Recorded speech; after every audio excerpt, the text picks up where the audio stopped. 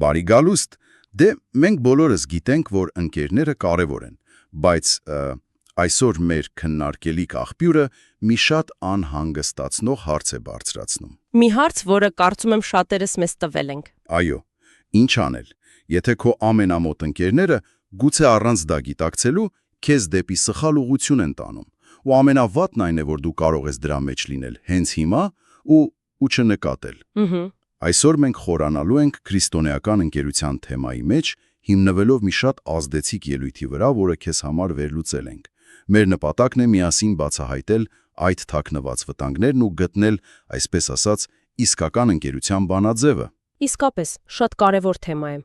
որովհետև եթե հիմքից սկսենք, Աստված մարդուն ստեղծել է հաղորդակցության համար, ոչ թե մենակության։ Ճիշտ է։ Հենց Ծննդոց գրքում է ասվում. լավ չէ մարդու միայնակ լինելը։ Բայց մեր քննարկելիք աղբյուրը միանգամից սուր շեշտադրում է անում, ոչ բոլոր հարաբերություններն են օգտակար։ Ընկերությունը կարող է կամ կառուցել, կամ քանդել քո հոգևոր կյանքը,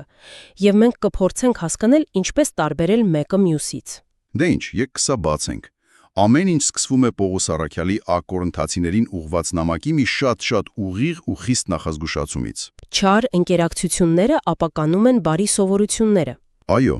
սա պարզապես խորհուրդ չէ, սա գրեթե օրենքի պես է հնչում։ Այն ստիպում է մեզ մի պահ կանգ առնել ու շատ լուրջ հարց տալ ինքներս մեզ։ Իսկ ովքեր են այն մարդիկ, ում ես թույլ եմ տալիս մտնել իմ կյանքի ամենամտերիմ շրջանակ։ Որովհետև դու կարող ես ամիսներով, տարիներով քրտնաջան աշխատել, կառուցել քո հոգևոր կյանքը, բայց մեկ սխալ ընկերություն կարող է այդ ամենը քայքայել։ Հենց այդպես, եւ որպեսզի սա ավելի շոշափելի դառնա, աղբյուրը մեզ առաջարկում է 3 հնարավոր սցենար։ Ինչ է տեղի ունենում, երբ դու մտերիմ հարաբերություն ես սկսում մեկի հետ, ով, ասենք, քո հոգևոր արժեքները չի կիսում։ Լավ, եք տեսնենք։ Առաջինը ենթադրում եմ ամենալավ տարբերակն է։ Այո, առաջինը, այսպես ասած, իդեալական ելքն է։ Այնինչ մենք բոլորս հուսով ենք, որ տեղի կունենա։ Երբ դու ես դառնում դրական ազդեցությունը եւ քո ընկերոջը բերում քո ուղուն, դեպի լույսը։ Այո, եւ եկեք անկեղծ լինենք, այդ սցենարը շատ գրավիչ է հնչում։ Մեր էգոն սիրում է այդ միտքը, ես կփրկեմ նրան, իմ հավատքն այնքան ուժեղ է, որ կփոխի նրան։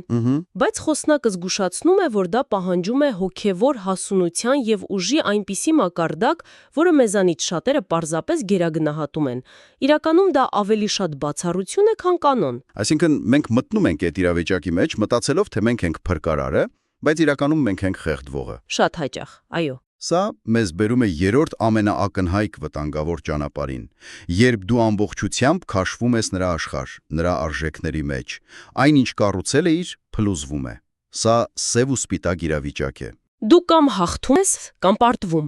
Բայց այստեղ է, որ խոսնակը շրջում է մեր ուշադրությունը դեպի մի շատ ավելի նենգ ու թաքնված վտանգի։ Ոչ առաջինը, ոչ էլ երրորդը։ Ոչ։ Նա ասում է, որ ամենավտանգավորը երկրորդ ճանապարհն է, անհարմար միջին գիծը։ Նա սա նկարագրում է որպես չափազանց վնասակար վիճակ։ Սա գաղճության, փողզիչունների ճանապարհն է։ Ինչ է դա նշանակում գործնականում։ Դու դեռ եկեղեցի ես գնում, դեռ աղոթում ես, բայց միևնույն ժամանակ սկսում ես մասնակցել խոսակցությունների, որոնք քեզ անհարմար են զգա տալիս։ Դու սկսում ես ծիծաղել կատակների վրա, որոնք խորքում վիրավորում են քո արժեքները։ Դու անհարմար ես զգում ոչ ասելուց, որպեսզի խնջույքը չփչացնես։ Գիտես, սա ինձ հիշեցնում է համասարանական տարիներս։ Մի ինգերախումբ կար, որտեղ անընդհատ բացասական ու ցինիկ կատակներ էին անում ամեն ինչի շուրջ։ Սկզբում ես անհարմար էի զգում, հետո սկսեցի պարզապես լռել։ Հա։ Իսկ 6 ամիս անց նկատեցի, որ ես էլ եմ սկսել նույն կերպ կատակել։ Ես չէի դարձել վատ մարդ, բայց կորցրել էի իմ լավատեսության մի կարևոր մասը պարզապես տեղավորվելու համար։ Սա հենց այն դանդաղ սողալն է, որի մասին խոսում է աղբյուրը։ Հենց դա է։ Եվ սա է ամենասարսափելին։ Դու չես արթնանում մի օր ու որոշում դավաճանել քո արժեքներին։ Ոչ։ Դու պարզապես մի անգամ լռում ես, երբ պետք է խոսեիր, մեկ այլ անգամ միանում ես մի կատակի, որը քեզ դուր չի գալիս։ Եվ ամեն անգամ քո խղճի ձայնը մի փոքր ավելի է խլանում։ Մինչև մի օր հասկանում ես, որ այն այլևս չկա։ Այդ մեղքի զգացումը, որ սկզբում ունեիր, կամաց-կամաց մարում է։ Այդ դանդաղ մարումն է, որ խոսնակը համարում է իսկական վտանգ, որովհետև այն աննկատ է, ինչպես ածխածնի մոնոքսիդը։ Դու չես զգում, թե ինչպես է այն քեզ թունավորում։ Մինչև որ արդեն ուշ է լինում։ Այսինքն, վտանգը ոչ միայն ակնհայտ մեղքի մեջ ընկնելն է, այլև հոգևոր եռանդը, գիրքը, ուղղությունը կորցնելը։ Դու դառնում ես հոգևորապես գաղջ։ Եվ սա, ինչպես նշում է խոսնակը, միայն դեռահասների խնդիրը չէ։ Սա տեղի է ունենում աշխատավայրում, հարևանների հետ, ցանկացած տեղ։ Այնտեղ, որտեղ կա տեղավորվելու ճնշում։ Բայց այստեղ է, որ պատմությունը կտրուկ շրջադարձ է կատարում, որովհետև հեշտ կլիներ պարզապես մեղադրել վատ շրջապատին, բայց աղբյուրը դա թույլ չի տալիս։ Բացարձակապես։ Եվ սա, կարծում եմ, ամենահզոր գաղափարներից մեկն է։ Խոսնակը հրաժարվում է քեզ դիտարկել որպես զոհ։ Ինչպես։ Նա ուղիղ ասում է. «Դու հանցակից ես»։ Նա ասում է. «Ես չափազանց շատ եմ հարգում քեզ, որpիսի մտածեմ, թե քեզ պարզապես քթից բռնած տանում են այն ուղություններով, որոնցով դու չես ուզում գնալ»։ Վաու։ Այսինքն, սա շեշտը վատ ազդեցություններից տեղափոխում է անձնական պատասխանատվության եւ ընտրության դաշտ։ Մենք ինքներս ենք բացում դուռը։ Ճիշտ այդպես։ Ընկերները կարող են առաջարկել, բայց մենք ենք, որ ընդունում ենք, եւ սա իրականում շատ ուժ հաղորդող միտք է։ Ինչու՞։ Որովհետև եթե մենք ենք ընտրողը, ուրեմն մենք նաև ուժ ունենք մերժելու։ Հասկանալի է։ Եվ սա ուղիղ կապվում է մեկ այլ շատ հին, բայց միշտ արդիական գաղափարի հետ՝ կռապաշտության։ Աղբյուրը մեջբերում է երկրորդ օրինաց գրքից, Որտեղ Աստված զգուշացնում է իսրայելացիներին։ Այո, շատ խիստ է ասում. Եթե նույնիսկ քո եղբայրը, կամ որդին, կամ կինը, կամ քո ամենամտերիմ ընկերը քեզ գաղտնի գայթակղի, ասելով «Եկ գնանք ուրիշ աստվածներից առոյենք», դու չպետք է համաձայնես կամ լսես նրան։ Շատ խիստ է հնչում։ Եվ ակնհայտորեն այսօր մեր ընկերները մեզ չեն առաջարկում գնալ ու խոնարհվել քարե արձանների առաջ, բայց ուրիշ աստվածները պարզապես փոխվել են, այդպես չէ։ Անշուշտ, այսօրվա աստվածները նյութապաշտությունն են, հաջողության պաշտամունքը, հաճույքը, որոշակի ապրելակերպ, որոշակի բարոյական արժեքներ, որոնք դրվում են Աստծուց վեր։ Այսինքն, երբ ընկերդ ասում է «Ինչ ես անընդհատ մտածում այդ հոգևոր բաների մասին», արի կյանքը վայելենք։ Նա, ըստ էության, ասում է «Եկ գնանք ուրիշ Աստծու ծառայենք»։ Եվ խոսնակը շեշտում է, որ մենք հաճախ գիտակցաբար ենք կատարում այդ ընտրությունը։ Մենք փոխանակում ենք հավերժականը ժամանակավորի հետ։ Որպեսի լինենք ընդունված այսօր, որպեսի մենակ չմնանք այսօր։ Նույնիսկ եթե դա նշանակում է հեռանալ նրանից, ով մեզ ստեղծել է։ Լավ։ Այսքան խոսելով վտանգների եւ մեր անձնական պատասխանատվության մասին, կարծում եմ արդեն ժամանակն է շունչ քաշել ու հասկանալ, թե ինչ տեսք ունի դրական այլընտրանքը։ Միանշանակ։ Որովհետև աղբյուրը մեզ մենակ չի թողնում այս մռայլ պատկերի հետ։ Այն մեզ տալիս է մի շատ վառ, շատ հզոր օրինակ, թե ինչպիսին պետք է լինի իսկական քրիստոնեական ընկերությունը։ Այո, եւ նա դիմում է ավետարանի ամենահուզիչ պատմություններից մեկին՝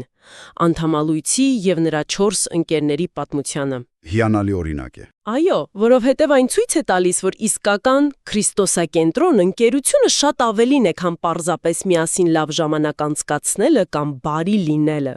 Այդ 4 ընկերներն արեցին մի անհավանական բան։ Նրանք տեսան, որ իրենց ընկերը չի կարողանում հասնել Հիսուսին ամբողջի պատճառով եւ նրանք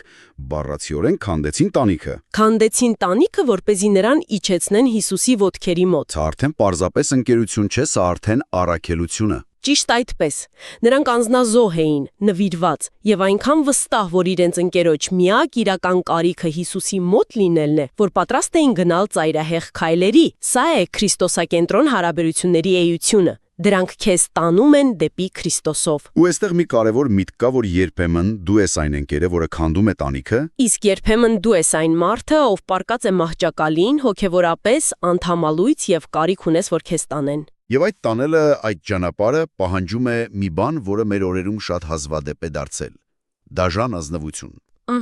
Աղբյուրը խիստ հակադրում է իսկական ընկերոջը մեկին, ով պարզապես շողոքորթում է քեզ։ Այն ընկերոջը, ով միշտ ասում է այն, ինչ ուզում ես լսել։ Այո, որովհետև շատ հեշտ է ունենալ ընկերներ, որոնք միշտ ասում են, թե որքան հիանալի ես դու, եւ որ քո բոլոր արածները ճիշտ են։ Բայց խոսնակը հարցնում է. արդյոք դա սեր է։ Լավ հարց է։ Արդյոք սեր են նայել, թե ինչպես է ընկերդ քայլում դեպի անդունդը եւ ասել. հիանալի ես, շարունակիր։ Իսկական սերը պահանջում է համարձակություն ասելու ճշմարտությունը, նույնիսկ եթե դա ցավեցնում է։ Բայց մի րոպե, այն միտքը, որը նա բերում է առակած գրքից, հավատարիմ են բարեկամի հասցրած վերքերը, բայց թշնամու համբույրները խաբուսիկ են։ Մի քիչ վտանգավոր չի հնչում,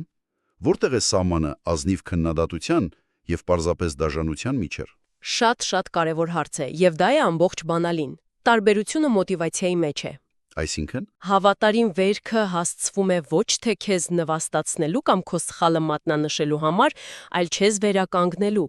Այն ասվում է արցունքներով, ոչ թե ինքնահավան ժպիտով։ Դա այն ընկերն է, ով կսի «Ես սիրում եմ քեզ, բայց այն, ինչ դու անում ես, քեզ կործանում է եւ ես չեմ կարող լուր նայել»։ իսկ թշնամու համբույրը։ Դա այն մարդու շողոքորթությունն է, ով իրականում չի մտածում քո մասին։ Նա պարզապես ուզում է խուսափել կոնֆլիկտից կամ օգուտ քաղել քեզանից։ Իսկական ընկերը ռիսկի է դիմում կորցնելու քեզ, հանուն քեզ փրկելու։ Սա էլ իր հերթին մեզ բերում է փոխադարձության գաղափարին։ Այս առողջ ազնիվ ընկերությունը չի կարող միակողմանի լինել։ Բացարձակապես։ Դու չես կարող անընդհատ լինել մահճակալի վրա պառկած մարդը, ակնկալելով, որ բոլորը քեզ համար տանիքներ քանդեն։ Բացարձակապես։ Խոսնակը սա բացատրում է շատ պարզ կենցաղային օրինակով, որը սակայն խորը իմաստ ունի։ Նա խոսում է այն ընկերների մասին, ովքեր երբեք իրենց դրամապանակը չեն հանում, երբ դուրս եք գալիս, եւ միշտ սպասում են, որ մյուսները վճարեն։ Այո, բայց ակնհայտորեն խոսքը փողի մասին չէ։ Խոսքը ներդրման մասին է։ Դու չես կարող միայն վերցնող լինել։ Այո, դա կարող է լինել ֆինանսական, էմոցիոնալ, հոգևոր։ Եթե դու ակնկալում ես, որ քո խնդիրների ժամանակ գիշերը ժամը 3-ին բոլորը պատրաստ լինեն լսել քեզ, բայց երբ նրանք ունեն խնդիր, դու զբաղված ես, Կամ հոգնած ես։ ապա դա հավասարակշռված հարաբերություն չէ, դա շահագործում է։ Իսկական ընկերությունը ընդհանուր ճանապարհ է, որտեղ երկուսը դել պատասխանատու եք միմյանց համար։ Միմյանց բերը կրելու համար։ Այսպիսով, ամփոփելով այս ամենը, ինչ է սա նշանակում քեզ համար, ով լսում է մեզ։ Հիմնական ուղերձն այն է, որ ընկերությունը пассив երևույթ չէ, որը պարզապես պատահում է մեզ հետ։ Դա ընտրություն է։ Այո, ակտիվ, գիտակցված ընտրություն է, որն ունի խորը հոգևոր հետևանքներ։ Ինչ շատ դուր եկավ այն տարբերակումը, որ խոսնակը դնում է. կան ընկերակիցներ եւ կան ընկերներ։ Այո, սա շատ օգտակար տարբերակում է։ Ընկերակիցը պարզապես մեկն է, ում հետ դու ժամանակ ես անցկացնում։ Նույն ճանապարհով ես գնում, աշխատում կամ սովորում։ Ճիշտ է, բայց ընկերը շատ ավելի խորն է, շատ ավելի մոտ։ Խնդիրն այն է, որ մենք հաճախ շփոթում ենք այս երկուսը։